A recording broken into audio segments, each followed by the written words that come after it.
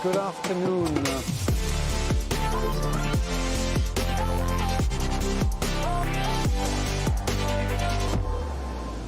Good afternoon. I'm so happy to welcome you in this panel on the added value of open science in times of pandemic and beyond.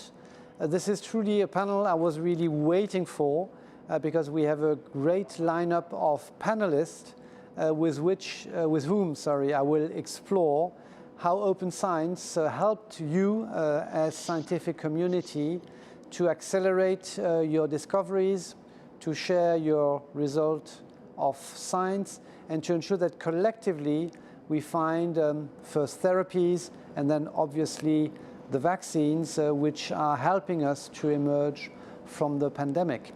You know that the Commission is promoting ambitiously open science. This is a long-term effort from scientific communities in the last decades. And I think that COVID has illustrated that open science has major impact in allowing us to collaborate and in accelerating the availability of the solutions. And my narrative on open science and COVID-19 is that I can only hope that there will be no turning back on the progress made during this impossible year and a half, where we have seen the progress thanks to open science, be it in terms of data sharing. We will have with us Nicholas Blomberg. Nicholas, welcome, who is director of Elixir, a key infrastructure which has been absolutely instrumental alongside EMBL, the European Biology Molecular Laboratory in Europe, in setting out the COVID-19 data platform with support from the European Commission. Amazing impact. So not coming back on sharing your data results, not coming back also on sharing your publications, raw publications sometimes. This was not necessarily always easy, but also peer-reviewed publications which were not held behind paywalls. And we will have one key researcher which has been a key player in the response to the pandemic, Marion Koopmans, head of Erasmus in the Department of Viroscience in Rotterdam. Marion, welcome as well. I'm sure that you have shared a lot of your research data and your publications, and you will, I'm sure, be able to tell us how you were teaming up across this open science environment to accelerate your research. And finally, we have another policymaker sharing a particularly important role in the global international response to the pandemic, Robert Terry. He's manager of research policy, special program for research and training in tropical disease at the World Health Organization. And the WHO, like the European Commission, is very much pushing this open science agenda. We have seen the benefits. So we will go around the panel as is customary. My panelists, I think, are committed to be concise but insightful, I have no doubt. We will start, Nicholas, with you. And I'm sure you will say a few words on this COVID-19 platform. And without wanting to steal your thunder, let me just give you a couple of figures. I'm told that we have at this stage 2 million records of diverse data types, 0.7 million raw viral sequences, 0.6 million of assembled viral sequences, and 5 million web requests. So that must have made a difference. So Nicholas, tell us all about it, and of course more as well. Over to you. Thank you very much, Jan-Erik, for the introduction and the opportunity to be here. And yes, I think we'd like to think that it's made a difference. And so what I hope to do is just share a little bit about the platform, but perhaps also some learnings that we made in working with the research community over the past 18 months to bring together all of this sort of open biomolecular data from across the pandemic and put it into the open domain. But first, just a few words on the COVID-19 data platform. And as you said, this is a really large project. We've run that with the European Molecular Biology Laboratory, the EMBL, and their bioinformatics outstation, the EBI. And so we brought together data from about 70 different open data archive. And these 2 million records that you talked about, they really cover everything from viral sequences to human genomes to electron microscopy images of antibodies and things like the viral spike protein. So I guess the perspective I bring here is very much from the genomic and the biomolecular world, but rather than talking about these details, I'd like to just share a few points on open data and sort of our experience on the preparation of the scientific communities. So I think my first point is that we were actually able to respond quickly. We built the platform and the first version was out in April of last year because we were somewhat prepared. So the portal is built on these open life science resources, and they've been operating for decades. And so without this scientific infrastructure, I think it would have been almost impossible to mobilize all this data quickly. And we also had this network of very strong national centers. And so they've been organized and made ready to collaborate through all the prior investments into European research infrastructures, but also strong European collaborative projects like the VIO project that Marion coordinates. And so we've had bi-monthly calls with all of these national centers to build and support the data flows into the platform. And so I'd like to say that these national centers, they are really the backbone of the data mobilization. And so the second point I'd like to make is also on open science and open science as a driver of collaboration. So we tend to talk a lot about open data, we talk about open literature, about preprints, but actually an important success for us have been the launch of national data portals. So Sweden, very early on through the SciLife Lab, developed an open source portal. And that's been used now in many countries. I think it's 10 or 12 countries with more coming. And the latest one is Estonia. They launched the portal last week. And actually what is really nice to see is now the Estonian team is working with Romania to help to launch their portal. And so all of this rapid response and collaboration between these national teams wouldn't be possible if they had to worry about intellectual property or licensing model. So I think the open science part of what we've done really enabled us to focus on the science. And then the third point I'd like to make in this sort of introductory statement, I think is a frequently overlooked but really important point of open data. So in addition to the value of the data for the future science, to the ability to compare, to reanalyze, and sort of use it in the scientific community, these resources, they actually provide a accessible and unambiguous and freely usable definition of quite complex biological materials. So we know what the original virus was because we can go to the Open Genetic Data Bank and look it up. And so this is why all the vaccine patents quote the open genetic resources. They provide a definition of biological matter. And so this open science, it gives us these universal identifiers. And I think it's critical for the scientific record, but it's also really important for the modern knowledge economy. And in Europe, this is also the basis for linking and comparing data across countries. So I see it almost as a foundation for these European data spaces.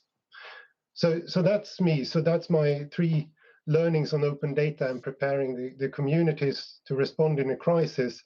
It's strong infrastructures built around national centers. And open science really is a driver for collaboration. And the open data has a scientific value, but it also has a really important normative value, definitions for the knowledge economy. So that's opening statement from me, Jean-Eric. So thank you very much. Niklas, thank you so much. Very clear. Niklas, can I just one follow-up question before I move to Marion? You did not explicitly mention the European Virus Archive. Is this part of the setup on your side as well? Yes, so the European Variation Archive, yes. So that's the part of how we are technically comparing the different variation of viral genomes. Okay, very good. Thank you very much. So, Marion, over to you for your opening statement. I mean, if I can just guide it a tiny bit before you get going. So, how much of these available resources are yourself and your teams really using, and how much are you inputting yourself? If you could also cover that. Over to you. Yes, happy to share my thoughts here. So I think the key success has been the immediate sharing, January 10th, of the genome of this new virus that the world has come to know by colleagues in China, and that was deposited on GenBank, and that really triggered that same day. I learned the development of diagnostics, which we were involved in, and many other teams. And of course, it also was the start signal for picking up the genome sequence and start to work with the mRNAs that we now receive as vaccines. So that's a major success, I think, contribution from many. And just the speed of that, I think, has been exciting, has been a model. The first diagnostic assays based on that sharing were up and running mid-January. They were shared through the WHO, through their whole network. All the information was publicly available. So that, I think, has been exciting, and we should really retain. And the same goes for the massive sharing of publications. So just last week, last 2 weeks, there have been 2 publications that really got, criticism for not sharing as a preprint, which is a new normal, I think.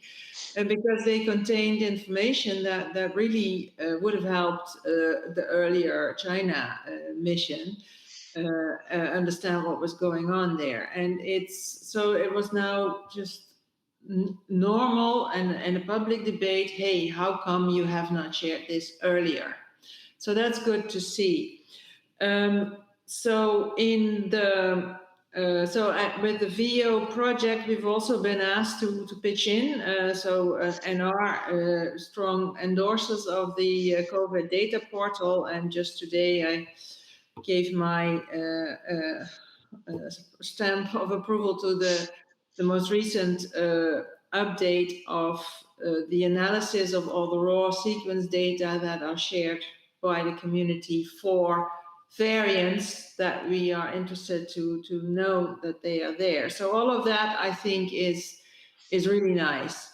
I also think it is important to so right now this has been exciting and has been a big box of data. I think we need to start looking at the future on how to, how will this mushroom so yield products from that big box of building blocks in the future. And I think there are some key issues that we need to take forward, if I may. One is that so this has been a great endeavor, but we also see that there is some things to learn because of the mixing of sort of data sharing governance from different fields. What we have been accustomed to do with the pathogen genomes, if we want to link that to clinical data, becomes very difficult, for instance, because of different data sharing cultures, different data sharing solutions. And that's our challenges for the future.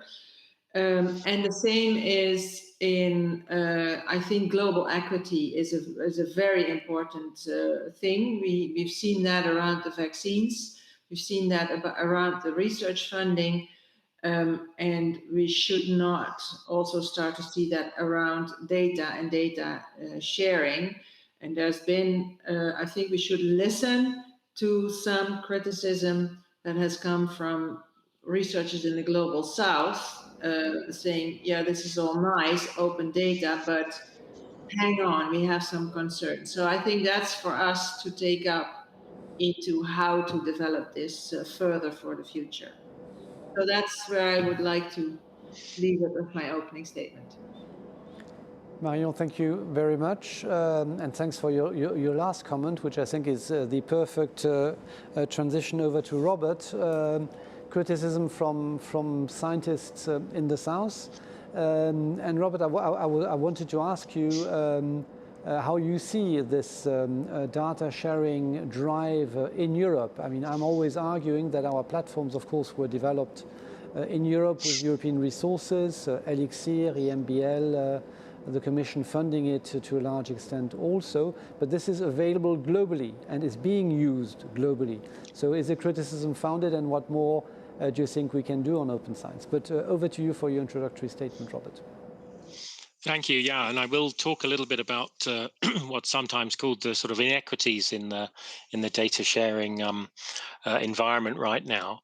And I think it's worth thinking when we talk about open science, it's actually quite a big agenda. Obviously, we've talked about publications and literature and data, but I think there's an awful lot in the open science arena which is around the sort of taxonomy of the scientific process.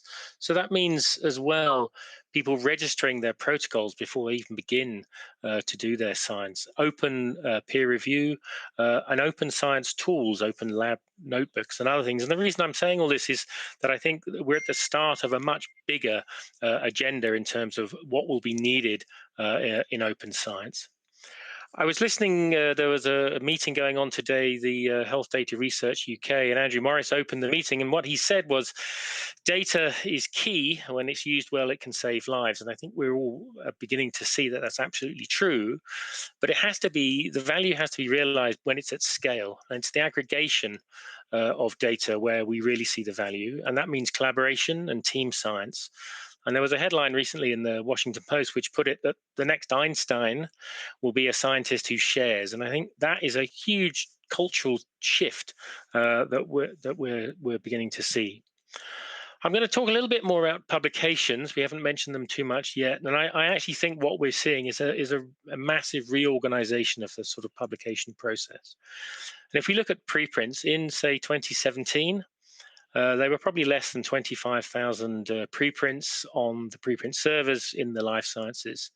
If we wind that forward, and if we look in, say, Europe PubMed Central, which is another resource hosted at EMBL by the European Bioinformatics Institute, they now index over 300,000 preprints, and that's also mirrored by the same sort of number of uses, which sounds great, but how are these being used? And I think certainly, say from the WHO perspective, there's been a real shift in mindset. If I look in the WHO literature repository, which is an open repository called IRIS, there are 150 publications in there at the moment relating to COVID-19.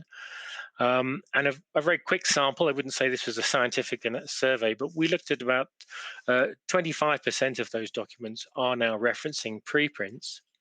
But what's really important, I think what's the most significant development, is the development by WHO of what it's calling living guidelines. So these are guidelines that are constantly reviewed and updated. They're available on a platform called Magic App, which was established back in 2009. But if we look at it today, it has 177 guidelines from a number of different countries, and it has all of the WHO living guidelines. And if we look at, say, just one of those, so the one that looks at therapeutics, that guideline has been updated 5 times since it was first published in November 2020. And if we think back previously, a WHO guideline would have probably had a life of about 18 months before any update. So that's an amazing change. But if we actually look at the material that's being referenced in the therapeutic guideline, the current version has 44% of its references as preprints, and 33% of its references are unpublished results that have been shared with WHO. Now, what that suggests is only or less than 25% of what's being used is in a peer-reviewed journal. So I'll come back to that. And it's also really important, you mentioned earlier about multidisciplinary findings as well.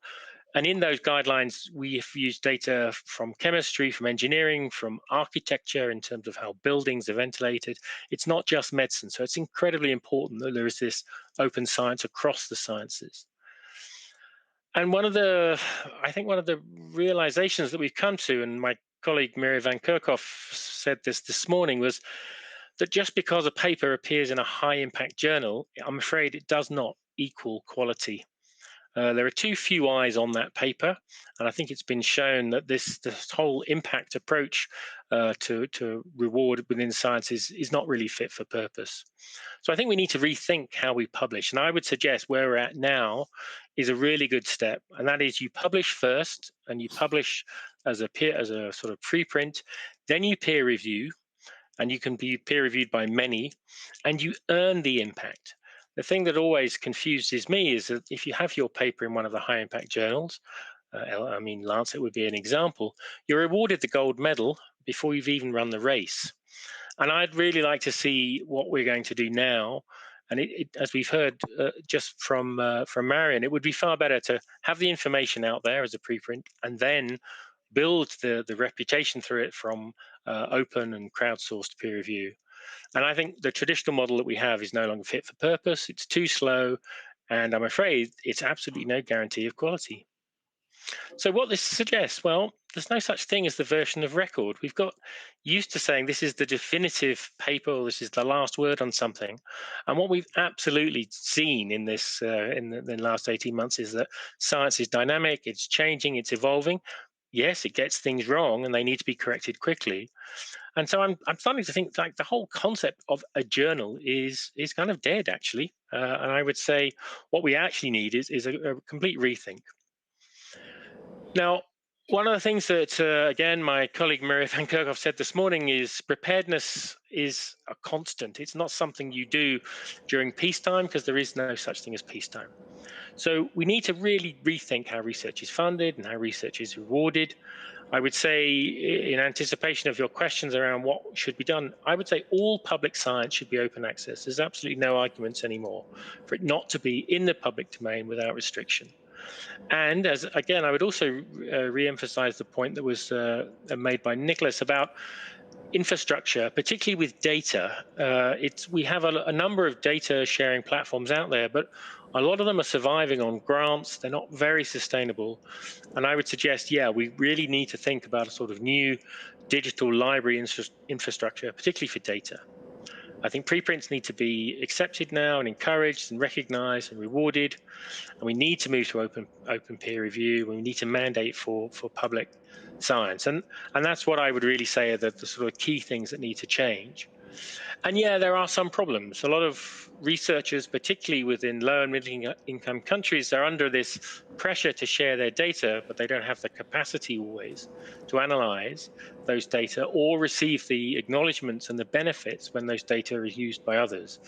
And so they often say, I mean, they've said to me, we feel like data exporters and we're being exploited in a way. So that's another one of the areas that really does need to be looked at, about how do we build in equity and true benefit sharing into this new open science. And finally, I might say that WHO is doing some work on this. There is a global data summit which will take place on the 30th of June next week, and starting to look at these data as a public good, and then what are the norms and the standards that need to be developed in order to realize that. So I'll leave my my comments there at that stage. Well, Robert, thank you very much. I think I found my match on open science ambition now, and I think you really are very, very impressive. So thanks a lot for these very, very ambitious considerations, and I think they are a good introduction to maybe, before I move to the Slido part, I would like to hear the three of you tell me whether you think or you observe a risk of coming back on the progress achieved on open science during these 18 months. Is there a risk? And if you see one, can you maybe identify it for us to look at? And maybe I do it in reverse order, and I start with you, Robert. Yeah, I mean, I think right at the beginning of the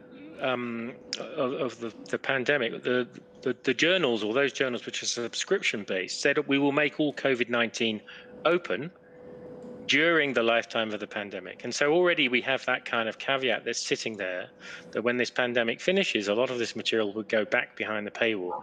And that's a statement of fact. So that is a concern that I think we need to start thinking about. We've seen so many gains, and we've changed the way that we're using scientific information and the way that we're using it in guidance and guidelines and emergency guidance, that could be applied in so many other areas. I do a lot of work within antimicrobial resistance. That is another pandemic. It's occurring right now. It's just perhaps in a slightly shorter timescale, but it's just as important, and it'll be just as deadly if we don't do something about it. No, Robert, thank you very much. I think that's indeed an absolutely key point. Probably you're aware that under Horizon Europe, also as part of the broader Plan S effort of funders, any research funded under Horizon Europe will need to be available on day one of publication, peer-reviewed publication. And if indeed the author wants a high-impact journal which is behind a paywall, that's of course possible, but the article needs to be at the same time on an open access repository. So I hope we can make a contribution there. Marion, where do you think there's a risk? I think there's a risk of rolling back a bit because of the energy now has been driven by the emerging disease field and the problem associated with an emerging disease, and in that sense also runs the risk of being the fashion of the year, which goes out of fashion, because other fields have not as much been part of this, and will, have and continue to have their own culture. So, as Jerry just mentioned, the specific the need, the demand for open sharing of publications has been specific for SARS-CoV-2, not for all sorts of other things. So I think that the risk is that with the urgency going down with SARS-CoV-2, we will fall back into the yes, but my data cannot really be shared, and yes, but my data cannot, and whether that's equity globally, whether that's IP issues, whether that's GDPR, whether that's Nagoya, all of these are mentioned, and we need to work. That's what I mean. We need to listen, work through that, but also come up with solutions that deal with that. Yeah, Marion, thanks a lot. And then now, Nicholas, for you, where do you see the risks? So I think I will come back to a very similar risk to what Marion said. It's not only the communities, but I think it's also the infrastructure and the funders that have funded the projects now during COVID. So we need to take a very large body of work with a lot of enthusiasm and in a sort of emergency setting and bring that on to some sort of stable operation that is applicable also for future pandemics. And I think there are risks around that transition. I think that sort of a lot of the enthusiasm might fade, and moving something from sort of quickly build and see the results to the sort of daily operations is always quite complicated. So I think that's a specific risk. Around open science, I think I share the view from Robert and Marion. It would be a pity if the progress that we've made in the very narrow field of SARS-CoV-2 and COVID-19 isn't sort of cascaded out to the broader scientific community. I think that absolutely must happen. Yeah, I mean, thanks, Nicholas and Marion and Robert. I think on the positive side, I would say that there is now a very, very hard, those which argue for paywalls or which are reluctant to share data and invoke IP and other obstacles, I think they have a very, very challenging place where they are, because I think the narrative on open science is now so much supported by the hardest possible evidence that this is what allowed us to come forward with these solutions. So Frankly, politically, I think the case was always compelling. And as I was saying, the Commission is, I think, very much trying to pioneer the open science agenda. But I'm now so comfortable in telling anyone which is reluctant on it. I mean, how can you allow yourself to be arguing that the urgency of sharing does not exist? Whatever the subject, you were mentioning AMR, I would mention climate change and biodiversity loss. The timelines are slightly longer. The urgency is exactly the same. Yep. And not having the data in real time and not having the publication on day one makes a difference. It does make a difference. So let's look into all of that. We have and I think you're aware that we put a question to the audience. I mean, the sample remains a little bit small for data specialists like you guys, but bear with a small sample, please. On what are the main obstacles our audience believes exist for researchers to embrace open science practices in a more systematic way. And interestingly, the very first one is indeed the fact that open science is not a key component of your career progression. And therefore, the effort you need to put into sharing and curate data, and the choice which you might make of not going for high impact publication, they are not rewarded. So that seems to me quite interesting. And then I think the legal environment is certainly also a challenge for many of the respondents. So how do you react? Marion, do you want to start? Yes, this is very much in line with outcomes of some research that we've done in the context of one of our previous EU projects, Compare, and that said, there's technical barriers, there's lack of incentive, which is this career path thing. There's also unclarity. You say you made a remark about IP, but countries and institutes deal differently with IP. And restrictions in sharing there, so that's definitely a part of the situation. And there's reluctance because of negative consequences. And I just mentioned the rapid sharing of the first sequence, but that was followed by the demand to put all the subsequent sequences into a more protected space, which now is the norm. And that's because of concerns of what people can do with the sequence data. So those are, I think there's solutions to that. So for instance, for the researchers, just now it's also possible to have data set DOIs, and we need to start developing that as part of a, the merit evaluation. How many data sets have you shared? How widely has that been used? So I think there are solutions, but they do need to be looked at. And it is, I have pushed researchers in my department to share, and they were worried. I mean, I don't have to worry about my career. I have a career.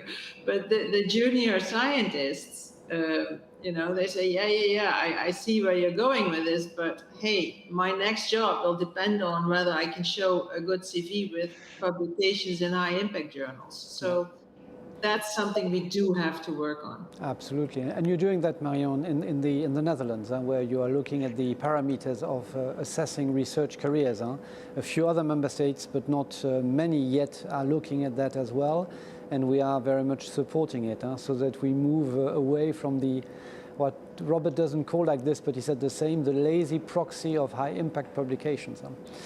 Very good. Niklas, on your side, how do you see this outcome of this small poll? Yeah, but I think I'd like to continue on that with the career progression. And so we tend to associate open science practices with the individual researchers, but as Robert pointed out in his opening statement, a lot of the value is actually when we bring together data from multiple places in much larger units and much larger data sets. Yeah. And so I think it'd be interesting to also look at how institutions, how universities, large research institutes, or even countries are bringing out the data and try to sort of create incentives, not only at the individual researcher level, but actually also at a larger organizational level. Is a big university putting out enough of the data as a public good to justify the large public investments? And do we see the societal value out of that research which is happening at a larger level? And I think that might change also some of the individual incentives without actually endangering junior people's careers.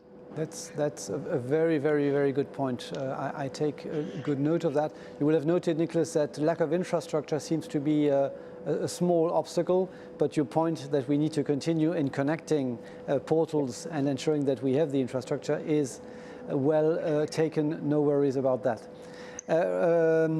If I move back to you, Robert, what do you think of that, Paul? It's no surprise to me. I've been working on data sharing. I mean, I think I wrote the welcome policy in 2002 or 3, I think. And in fact, yeah, I would still say today the biggest barrier is the culture within research itself and how it's rewarded. I think some of it can be addressed by the use of things like DOIs so that data sets can be cited properly. But there is a role here for research funders to be a little bit more clear in terms of how they reward open science and data sharing. But I think we also have to recognize data is vastly different. I mean, I can remember when we put in place the sequence sharing policy for the Human Genome Project, it all seemed very simple and we'd solved data sharing. But once you get up the scale and you're starting to talk about patient data, it's a very different thing to start sharing that. So I think the poll itself is not a surprise.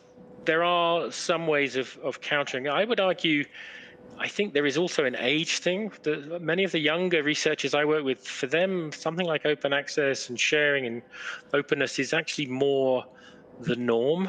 So I'm rather hoping that in a generation or two, this won't even be an argument. But there is quite a bit of work to do. We've just done some research. We've just looked at, say, clinical trial data and looked at all of the trials that are registered within the International Clinical Trial Registry platform. And unfortunately, only about 13% actually give any statement that they have an intent to share the data. And there is no difference between clinical trials that are in a non-communicable disease area or in a pandemic disease area or COVID-19. So there is a big area of work that still needs to be done, particularly in more complex data like patient data. The corollary to that is that meta-analysis and IPD meta-analysis, so combining data sets on individual patient data, is a really growing field. So there's clearly an interest and a desire to do these large-scale collaborative pieces of work. And it's only in those large-scale pieces that you can start to identify say, connections and associations between, say, COVID and diabetes or dementia or these other areas, because you could never establish a single clinical trial that would work with that.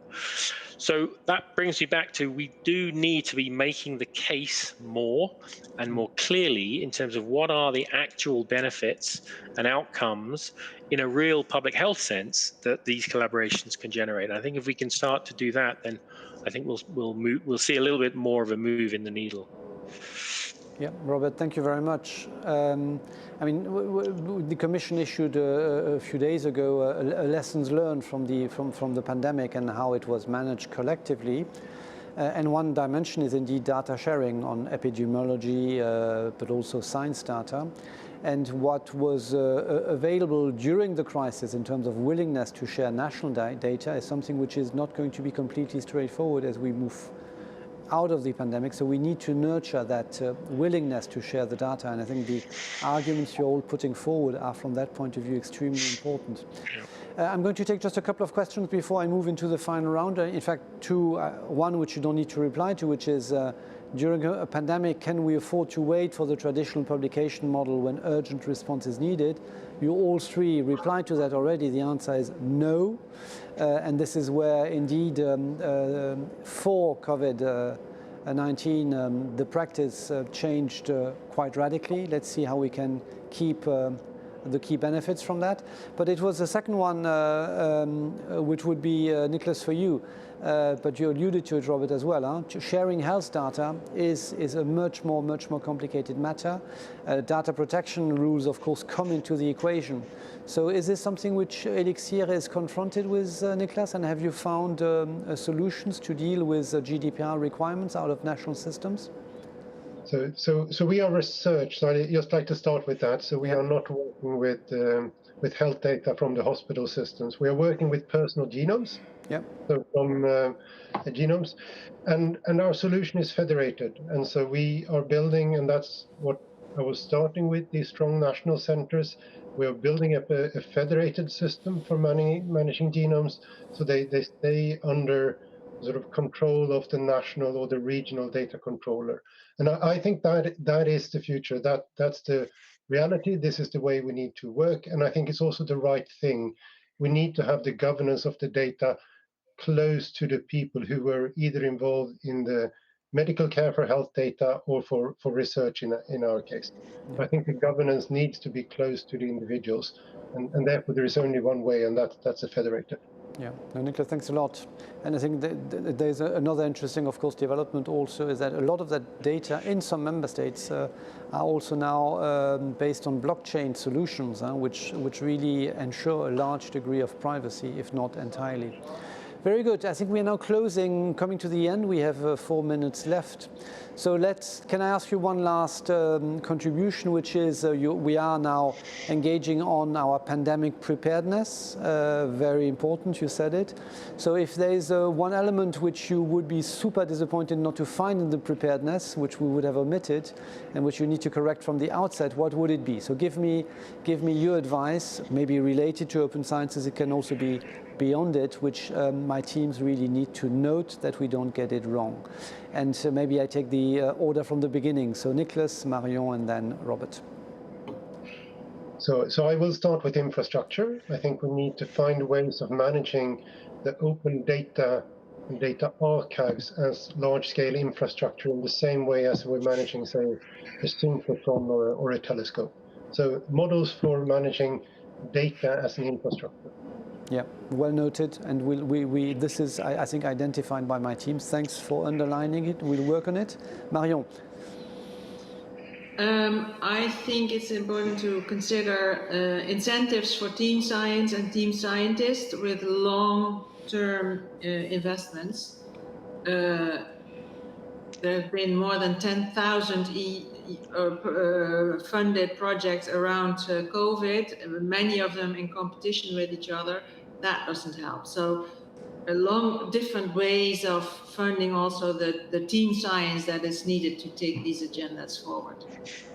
Marion, thank you very much. Also well noted. Robert. Yeah, I completely agree with the two recommendations previously. I suppose the one thing I would add is, if we look at the survey as well, one of the things that researchers feel they don't know how to share the data, particularly with respect to legal and ethical and sometimes technical things. And if I look at, say, research funders, Wellcome Trust, the EU, Gates, national funders, there is very, very little guidance out there about how to do this across the different data range. You know, we're not just always talking about sequence data here, but as we start moving up into protein structures and the patient record, and then linking with the electronic patient record. So I would suggest a couple of things. One is those research funders that collect data sharing and data management plans as part of a protocol, they could certainly do well to review those and publish those and make the good ones good practice. Because I think that's one of the areas that is actually lacking, ironically, is sharing good practice on how to share data. And I think the research funders could play quite a useful role in that. Okay, I mean, we've just provided our guidance under the new program Horizon Europe, and I will suggest to my teams to do exactly that. Robert, thank you very much. I mean, you were really 3 champions of open science. I'm not going to say it's the Euro 21 of open science, because I might be in a difficult position after the game tonight, but at least the Champions League of open science. Thank you very much to the 3 of you for sharing your insights. All 3 of you have been key players in getting the world, I hope soon, beyond the pandemic. And I think we will keep the lessons from that pandemic as we move in confronting the challenges which are with us in all the other areas of science and society. Thank you very much. Thank you. Thank you.